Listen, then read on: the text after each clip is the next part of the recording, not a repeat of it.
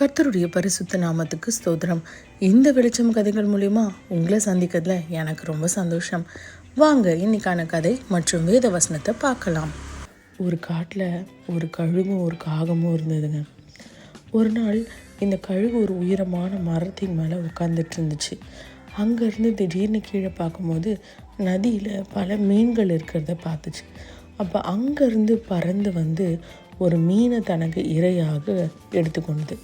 இதை பார்த்துட்டே இருந்த அந்த காகம், நானும் அந்த கழுகு போலவே செய்வேன் அப்படின்னு சொல்லிட்டு அடுத்த நாள் அதே மாதிரி ட்ரை பண்ணிச்சுங்க. அப்போ அந்த கழுகு போலவே அந்த மீனை போய் தனக்கு இரையாக எடுக்க போன அந்த காகம் அந்த தண்ணியில் விழுந்து தண்ணியில் தத்தளிக்க ஆரம்பிச்சிருச்சு. தண்ணியில் மாட்டிக்கிட்ட அந்த காகம் கத்த ஆரம்பிச்சிதுங்க, யாராவது என்னை காப்பாற்றுங்க, எனக்கு கழுகை போல் பலன் இல்லை, என்னை காப்பாற்றுங்க அப்படின்னு சொல்லிட்டு. இதை பார்த்து அந்த கழுகு வந்து அந்த காகத்தை காப்பாற்றுச்சுங்க.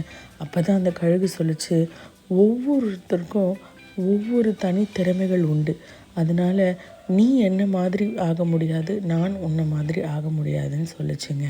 ஆமாங்க, இதுதான் நம்முடைய வேதத்திலுமே நம்ம ஆண்டவராகிய இயேசு கிறிஸ்து 1 பேதுரு 4:10 அவனவன் பெற்ற வரத்தின்படியே நீங்கள் தேவனுடைய பற்பல கிருபையுள்ள ஈவுகளை பகிர்ந்து கொடுக்கும் நல்ல உக்கிரக்காரர் போல ஒருவருக்கொருவர் உதவி செய்யுங்கள்னு சொல்லியிருக்காரு.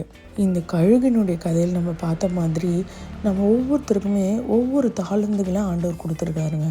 அதை வைத்து கொண்டு நம்ம ஒவ்வொருத்தருக்கும் உதவி செய்யணும்னு ஆண்டவர் விரும்புகிறாரு. அதே மாதிரி ஒவ்வொருவருமே தனித்துவம் வாய்ந்தவர்கள். நீங்கள் மற்றவங்களை ஆகிட முடியாது, மற்றவங்க நீங்கள் ஆகிட முடியாது. ஆமாங்க, நம்ம ஆண்டவருடைய வருகை ரொம்ப சமீபமாக இருக்குது. அதனால் நம்மளும் ஆயத்தப்படுவோம், நம்ம கூட இருக்க எல்லாரையுமே ஆயத்தப்படுத்துவோம். இந்த வெளிச்சம் கதைகள் உங்களுக்கு பிரயோஜனமாக இருந்ததுன்னா உங்கள் நண்பர்களோடையும் இதை பகிர்ந்து கொள்ளுங்கள். நாளைக்கு மீண்டும் வேறு ஒரு கதை மற்றும் வேத வசனத்தோடு சந்திப்போம். நன்றி.